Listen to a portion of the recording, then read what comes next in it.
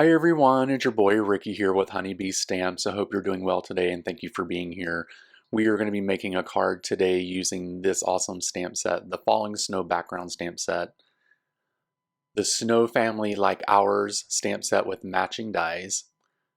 We're also going to be using some white cardstock here, some black cardstock, or actually I'm sorry, navy blue cardstock, and a card base, and we're going to be using all these little goodies here along with some embossing powder, which I discovered later that this was not embossing powder, it was actually glitter, but I had a different idea once I found out. And then we have some essentials there that we're going to be using. So the first thing we're going to do is go ahead and get the stamps laid out onto the Mini Misty here. This tool is probably one of the best tools there is for card making.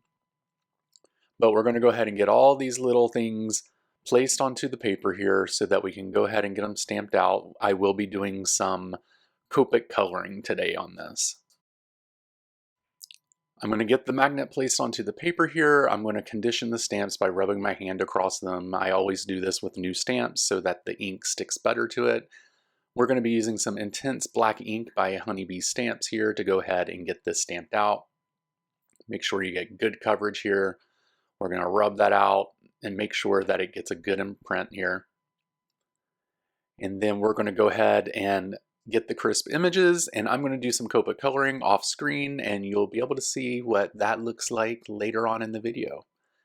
The next thing we're going to do is stamp out the sentiment. I just took a sentiment from the actual stamp set that says Snow Family Like Ours, and I'm doing the same thing, conditioning it with my hand. I'm going to stamp it out really good and then go ahead and place that onto here as well. We get a pretty good impression here. I let it sit there on the paper for a little bit just to make sure that the ink goes all the way in there. Now, this is the navy blue cardstock that we are going to be using to make this card, or the background. And originally I told you that I did this and I used the heat gun to melt the embossing powder, and then everything just flew off the piece of paper. And that's because, you guys, I poured glitter onto the cardstock and not embossing powder with glitter. So anyway, I had to redo it. But anyway, we're going to go ahead and stamp this up with some embossing ink. Make sure you get some good coverage onto the stamp here. And we're going to rub that, and we're going to rub it some more. And then I'm going to take this cloth that's really dirty and this jar that's here, and I'm going to take that and rub that all around and get it a good impression, because background stamps can be a little iffy sometimes when you're doing that. So we have the embossing powder here, or I'm sorry, we have this embossed.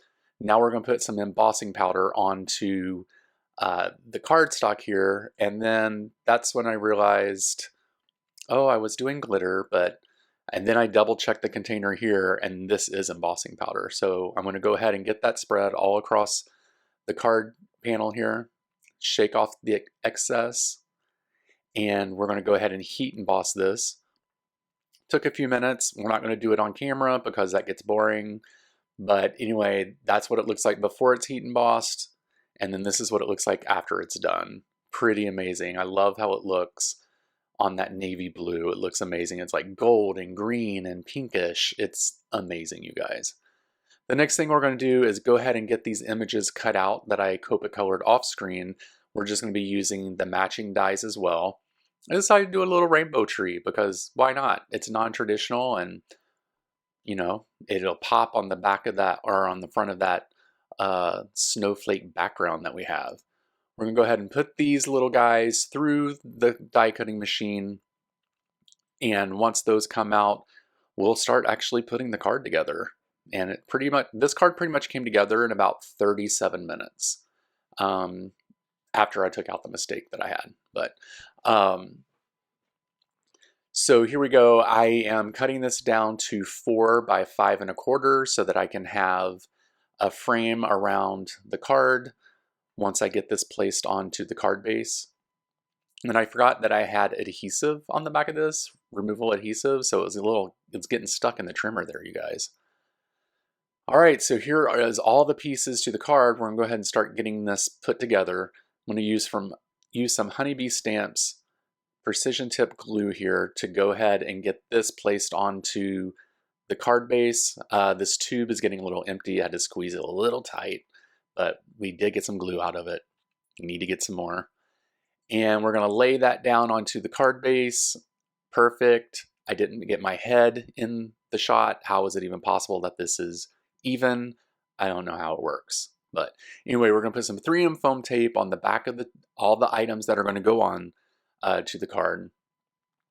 And then we'll start placing them onto the card as we get to taking off the backing off of each item.